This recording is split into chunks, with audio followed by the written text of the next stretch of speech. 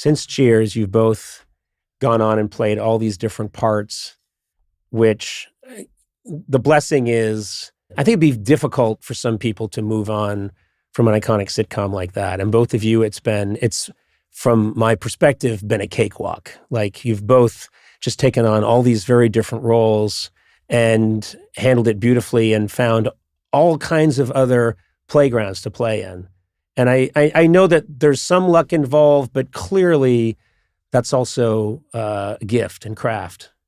Can you guys handle that compliment? Yeah, very, very much. Yeah, that was good. I think that went down a little too easy. Well, I saw no struggle. We're expecting something a little.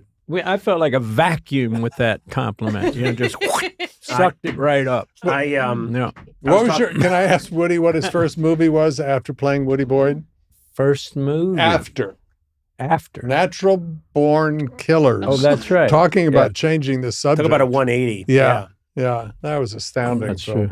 I talked to you about this, Woody, but I love, I'm a big Coen Brothers fan, but I love No Country for Old Men.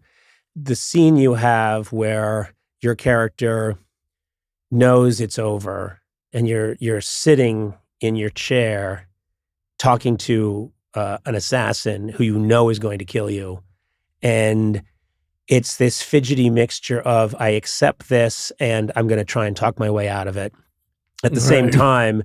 And I love that performance. Yeah. And I thought, for both of you, you've had a chance to have these moments where you get to really play these different shadings and do these different things that you never would have gotten to do on Cheers. As to that scene, like I was shooting another somewhat forgettable movie in Vegas at the same time, so I was going back and forth, and that was in New Mexico, the one, No Country.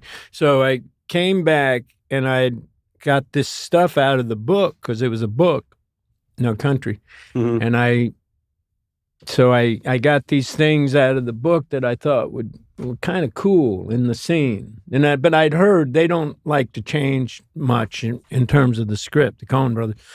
But anyway, these things are so good. So I added these little elements, rewrote the scene.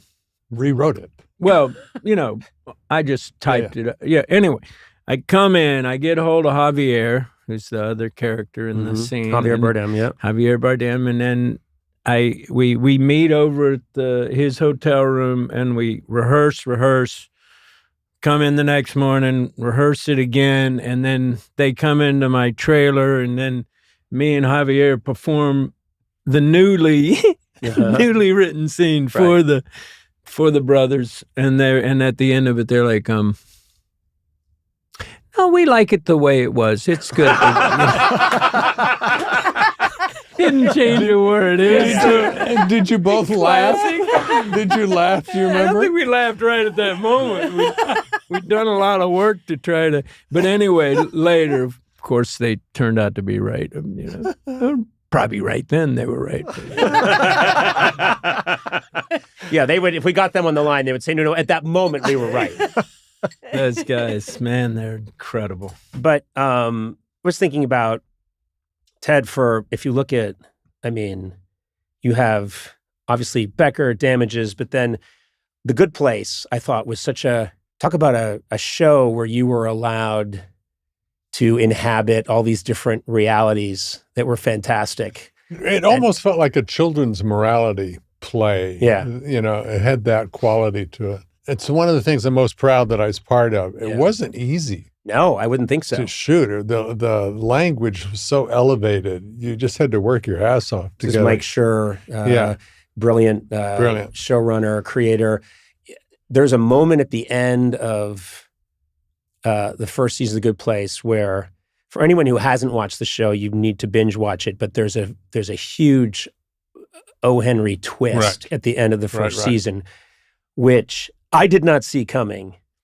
And it all hinges on your face, because your face, you're busted on something, and your face we have to find out who you really are, and you transform in that moment. Yeah, that was And I was fun. like, one of the best things I've seen on TV in memory. It was great. That's cool. That whole kind of ending went viral at the same time that Netflix picked it up to run it on Netflix. Yeah. And it just catapulted us in this great way. All of a sudden, people are going back and watching the whole season. By the way, we are all but sworn to secrecy about the ending. Yeah. Naturally, even before we started shooting, I blew it. I was No. yeah, don't give me a secret. If it's really important, I'll Wait, keep this is it. on which? On the ending of the whole series or The ending of the first of the episode. This first episode, moment that you you're blew talking. that? Well, I didn't blow it, but I did have loose lips. Yes, I was talking to my friend John Krasinski, and he said, "What are you doing next?" I said, "Oh, I'm working with your friend Mike Shore. It takes place. It's in the afterlife." And I start telling him what it's about, and I can see him go, "The Office, but in heaven," in his head. And I go, no, wait a minute, you don't get it. See, what happens at the end is blah blah blah blah blah. Yeah. And I gave away the whole secret Into a megaphone. and then had to pretend in front of everybody in all these kind of cast meetings of let's keep this private. Please don't blow this. I go, yeah, you're absolutely right. Actually, you want to take the lead in that. You want to stand up and go, "This is really important, guys. Listen up. Listen up, because someone's been squawking to Krasinski, who I'm not a fan of and don't talk to." He's literally like 1 degree of separation from everyone in the house. He knows every soul. Yeah. And of course, Larry David. You work with Larry David.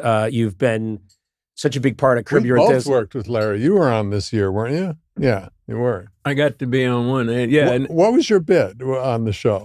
Well, thanks for watching it, but you weren't in it, so I don't expect you would. But no, Did you watch mine, Woody? Did you watch my episode? yours was great. So what I wanted to say. What was your favorite moment of Yeah, did you like Conan's? me as a magician? That was some top.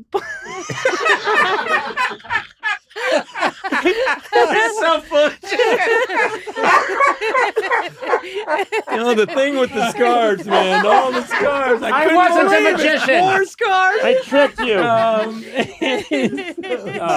Wow. No, but Yeah, what was your episode? I do a thing where it was funny because I'm supposed to. I play myself, but I'm going on.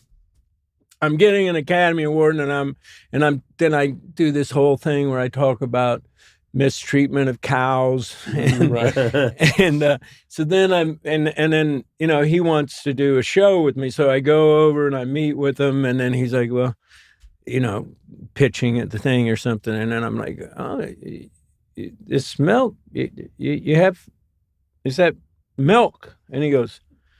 And he remembers because he saw he says, oh, no, that's from my cow on my farm. And then, well, anyway, so I'm like, we should go out there and see the of course, yes. And anyway, so things go bad out on the farm, and in the end, and in the end of it, I'm throwing cherries at him or something, and I'm saying, Ted Danson was right about you.